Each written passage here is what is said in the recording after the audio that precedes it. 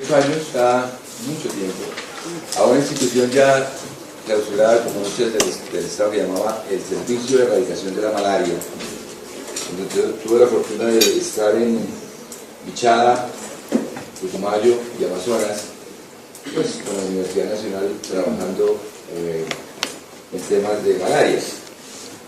Por tanto, considero que esto ha sido una innovación grande, el cambio en el esquema de tratamiento en los últimos 3 o 4 años. Ahora, tengo también que decirles que el día 25 de abril se celebra el Día Mundial del Paludismo, de la malaria. La malaria es un problema de salud pública en países tropicales y subtropicales.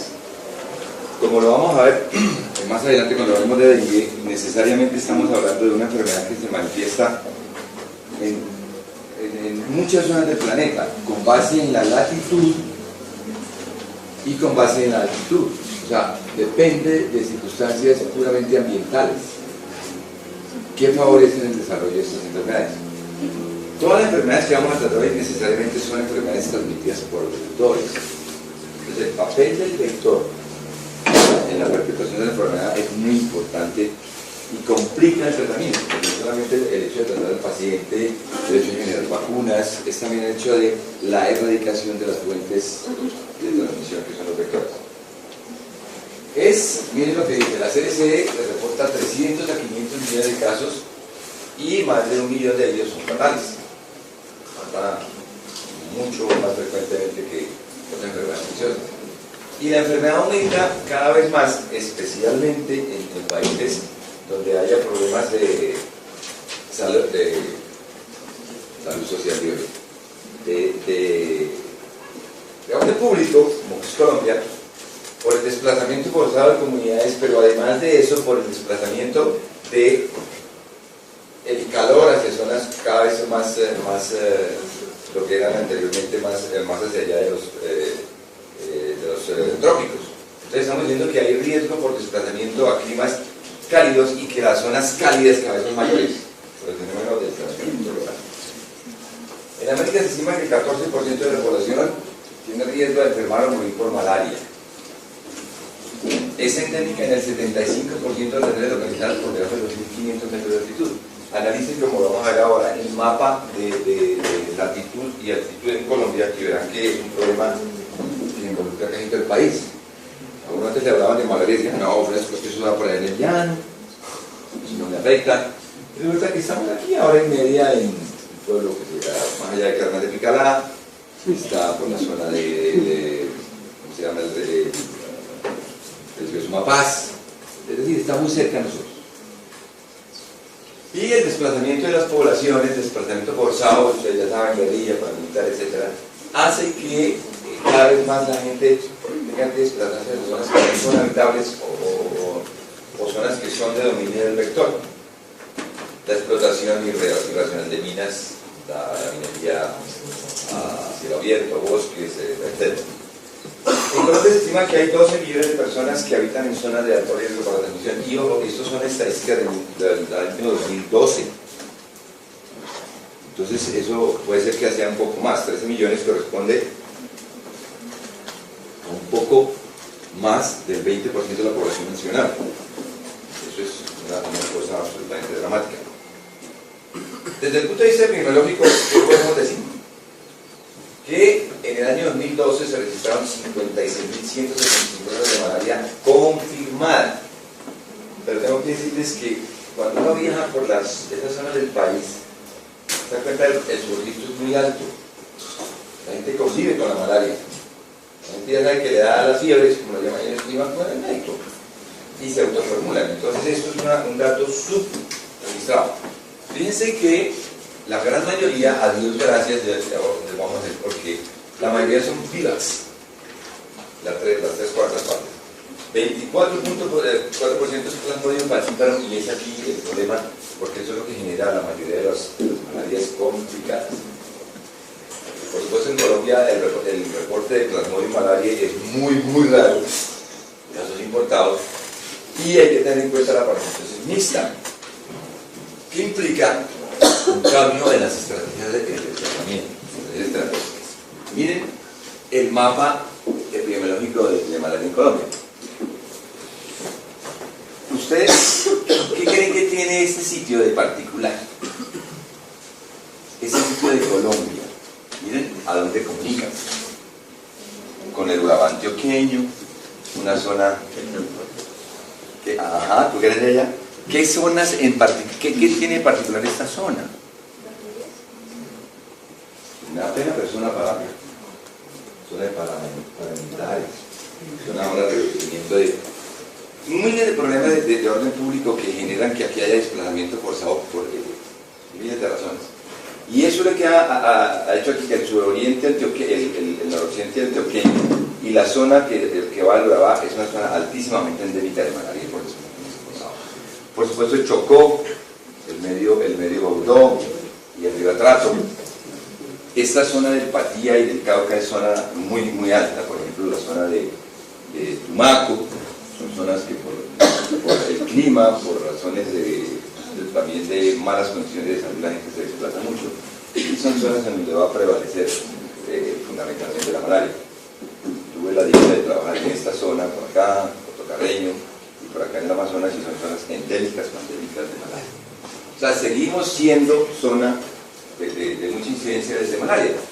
Pero lo que quiero que entiendan ustedes es que no solamente en esa zona, fíjense que se dan en casi todo el país. De pronto uno dice, pues aquí no está Bogotá, por supuesto que en Bogotá no se da, y los que se dan son casos importados de que vienen recientemente de zonas endémicas. Aunque, ojo, nunca pierdan de vista el diagnóstico diferencial de malaria, aunque el paciente haya estado hace menos de 2 años en zonas endémicas. El VIVAS tiene formas tisulares que pueden reverdecer o repetir, aunque el paciente haya estado expuesto hace más de 2 años en zonas endémicas. Tengan en cuenta eso. Entonces fíjense que las zonas más prominentes son estas: Antioquia, lo que yo les decía, al lado del Urabá antioqueño, Chocó y Nariño, por muchas razones, lluvia, humedad, etcétera, y de orden público. Estas son estadísticas de malaria por edades. Pero fundamentalmente ustedes tienen que tener en cuenta en el campo de pediatría que eso no es una enfermedad necesariamente de adultos. Fíjense que la prevalencia en este grupo es, pues no es que sea la más importante de todos, pero ya uno tiene que pensar en niños pequeños en la incidencia por malaria. Fíjense, de vidas sumen todo esto hasta los 14 años y a un buen porcentaje. De modo que no es necesariamente una enfermedad del adulto, sino también niños expuestos. Y esos son el consolidado de la Semana Epidemiológica del 2012 de los casos reportados por especie. Para que tengan ustedes claro el panorama epidemiológico VIVAS, que tenemos el más frecuente, falciparum y ojo que formas mixtas. Puede ser. Esta es una cuadra muy importante que muestra la proporción de demora entre el inicio de los síntomas y el momento de la consulta. Lo que yo les decía, la experiencia que yo recogí en esos años es que la gente convive con la fiebre. La fiebre de la malaria, ya la vamos a revisar, es característica dependiendo de la cepa que produzca. Y la gente ya sabe que tiene malaria. Empezó con escalofríos, con temblor terrible. Pueden estar en Puerto Carreño a 41 grados centígrados, pero tienen necesidad de echarse 3 collas encima. Y luego sí se desencadena la fiebre. Dicen, tengo malaria. Aquí en el bolsillo guardan la hoja coca y las tabletas de lo que sea, y ellos mismos hacen el tratamiento. De modo que la frecuencia con que van al médico es porque se complicaron. Definitivamente no hay una correlación entre la cantidad de casos y la cantidad de casos reportados. Ok, y la mortalidad por malaria sigue siendo importante. Entonces, ¿de qué se trata la malaria? Es una enfermedad causada por el Plasmodium, que pertenece a la clase Sporozoae, que tiene estas variedades. El falciparum, que es el que tiene, afortunadamente en Colombia, menos frecuencia que el VIVAS, pero mayor virulencia, y que vamos a ver en la fisiopatología, que genera unos daños importantes en la membrana del eritrocito, que genera la citoadhesividad y que genera los trastornos circulatorios que produce el falciparum. El VIVAS es el más frecuente, especialmente, por ejemplo, la Orinoquía y el Chocó, el ovale, que es muy raro en Colombia, y malaria, que es exótico. Esos son de África. Está transmitido o transportado por un vector que se llama el Anopheles hembra, que es el vector transmisor que inocula el esporozoito. Aquí yo quiero que ustedes, porque a mí me piden preguntas para el examen, la doctora María Belén, entonces me toca, que tengan en cuenta el ciclo. No es completo. El ciclo del bicho, porque es una fase sexuada y una fase asexuada, una fase en el mosquito, una fase en el humano. Eso les da a ustedes una idea de cómo evoluciona desde el punto de vista antigénico el bicho y en qué se basa el desarrollo de las nuevas vacunas para la malaria. Lo que tienen en común el Anopheles con el humano es el esporozoito, y en eso se fundamenta la vacuna. Entonces la transmisión puede ocurrir fundamentalmente por eso, pero básicamente es por el flotazo pues, de la Anopheles hembra. ¿Cuáles son los factores epidemiológicos que predisponen a la malaria? Primero, el hombre es la fuente de infección porque tiene los gametocitos o formas sexuadas del parásito que absorbe el Anopheles para que a su vez el Anopheles inyecte, pues, pique a un receptor susceptible o que no esté inmune. Otros factores secundarios pueden ser los factores puramente ecológicos, como el nivel del mar, la temperatura, la pluviosidad, la humedad atmosférica, etc. ¿Cuál es el ciclo vital del parásito? Yo los invito a que analicemos este ciclo con tranquilidad, no pensemos que eso no es... Tomemos este, que es el más bonito. Fundamentalmente hay dos fases. Una fase que es la fase que se desarrolla dentro del intestino, del aparato digestivo del Anopheles, y otra que se desarrolla en nuestro organismo. ¿En qué momento entran en contacto las dos fases? Acá. Cuando el mosquito toma una muestra de alimenta de sangre e inyecta el esporozoito. Tenemos con el esporozoito aquí en el cuerpo, ¿cierto? El esporozoito tiene una avidez importante tisular por las células hepáticas, y aquí cada tipo de bicho de Plasmodium varía en su, digamos, susceptibilidad o su voracidad por la célula hepática. El caso es que todas llegan al hígado, allá infectan la célula hepática, se forma el esquizonte, hipnozoito también llamado. Este esquizonte aquí puede desarrollar la parte primera de la enfermedad, que es variable para cada cepa. En el esquizonte va desarrollándose y tiende a desarrollar varios estadios. Puede ser que madure y dure ahí mucho tiempo en forma tisular, como ocurre con el Plasmodium vivax, y puede durar de 1, 2 o 3 años. Como que si un paciente dice, sí, estuve por ahí en un sitio de Carlos Villavo hace 2 años, y dice, pero no es posible que tenga malaria, es posible, es un virus. Pero el falciparum tiene la tendencia a romper la célula, se abre la célula hepática y se rompe liberando los esquizontes. Esta fase es clave, porque en esta fase, cuando hay parasitemia, es cuando se genera la mayoría de los síntomas de la malaria. Es decir, malestar general, todo un síntoma de reacción sistémica inflamatoria. Aquí, cuando se produce la parasitemia primaria, esto se produce la explosión de millones de esquizontes, la fiebre. Entonces, cada uno de estos bichos, me refiero a los Plasmodium, tiene una fase intrahepática variable. Unos duran 2, 3, otros días 4 días. Y cada vez que se rompe, produce el ciclo de fiebre. Por eso en uno se llama la fiebre terciana, porque produce la fiebre cada 3 días, es el ciclo de reproducción hepática. Y otros se llaman la fiebre cuartana, cada 4 días. Pues bien, se rompe el esquizonte. Cuando se trata de vivax, unos se rompen y otros quedan en el hígado. Cuando se trata de falciparum, perdón, el vivax es mixto. Cuando se trata de falciparum, todo se rompe. Invade el eritrocito, y en el eritrocito es importante decir varias cosas. Depende de receptores celulares del eritrocito la capacidad para que ese plasmodium invada o no con más facilidad a dicho eritrocito. Por esa razón, cuando hay alteraciones, por ejemplo, en la morfología o en algunos receptores de membrana del eritrocito, algunos cepas de plasmodium o de vibras no pueden invadir ese eritrocito. Estoy hablando de la anemia de células falciformes. Los pacientes con anemia de células falciformes son inmunes a la malaria porque no pueden invadir el eritrocito. Hay otra enfermedad muy curiosa que cuando se altera un receptor que se llama glucosa 6-fosfato deshidrogenasa, estos pacientes tienen la tendencia a producir ictericias precoces.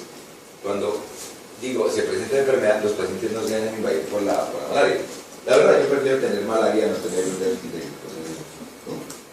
Pero recuerden que son enfermedades que son de alguna manera genéticamente que predisponen a la inmunidad contra la malaria. Ahora bien, dentro del eritrocito empieza a producirse el trofozoito inmaduro. Después vamos a ver unas láminas, se ve como un anillito dentro del eritrocito. Aquí tiene que, en este sitio del humano es donde se ve la fase sexual del plasmodium. De modo que puede madurar y seguir dos vías. Uno, hacia trofozoito maduro, que sencillamente evoluciona hasta esquizonte y se rompe a esquizonte. Y aquí produce una parasitemia secundaria, que también vuelve a producir fiebre. Y está sincronizada con la primera parasitemia. Cada vez que hay eclosión, sobre todo de los esquizontes en el torrente sanguíneo, hay sintomatología característica. La segunda parte es que el trofozoito no le interesa seguir invadiendo, sino que dice: voy a seguir mi ciclo reproductivo, y va hacia la maduración sexual y forma formas extraeritrocíticas llamadas gametocitos. El gametocito puede madurar hacia gametocito masculino o gametocito femenino. Cada cual tiene su forma específica. El caso es que esta es la forma latente que va a reproducir el ciclo vital del parásito. De modo que aquí en sangre vamos a encontrar, ya sea de uno o del otro, gametocitos mixtos. ¿Qué pasa si el bicho en este momento pica? El bicho ingiere dosis muy abundantes de gametocitos ya maduros.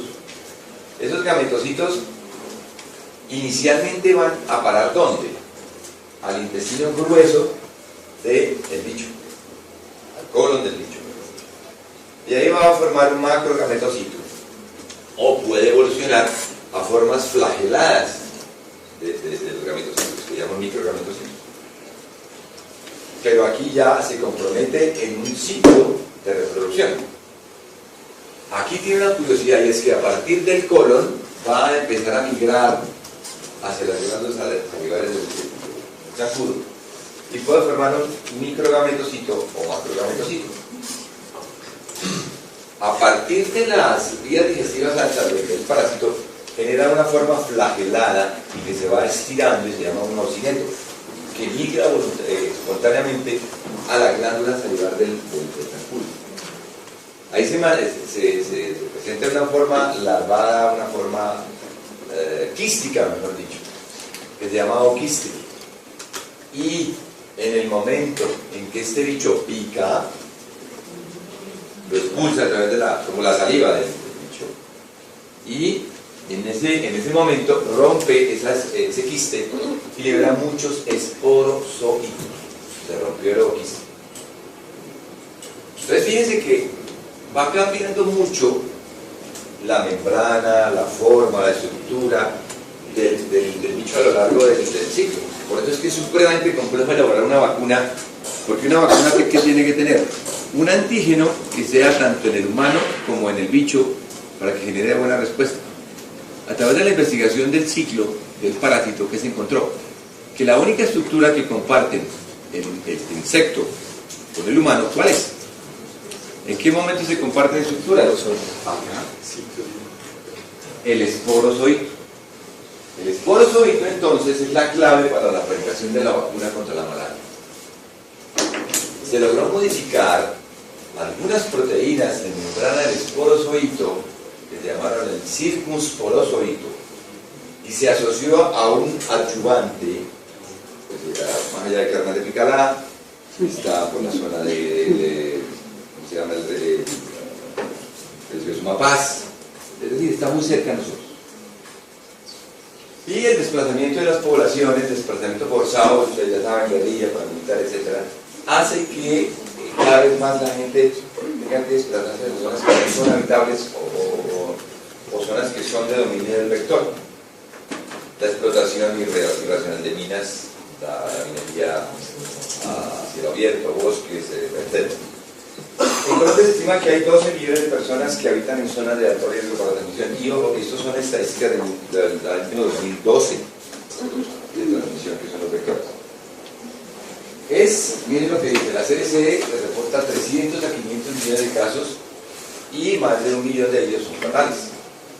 Matan mucho más frecuentemente que las enfermedades infecciosas. Y la enfermedad aumenta cada vez más, especialmente en países donde haya problemas de salud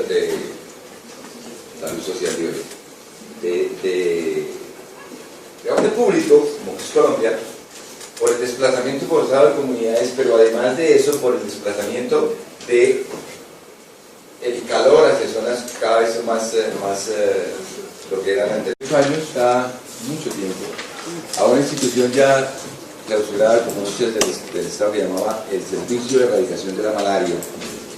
Entonces, tuve la fortuna de estar en Bichada, Putumayo y Amazonas, pues con la Universidad Nacional trabajando en temas de malaria.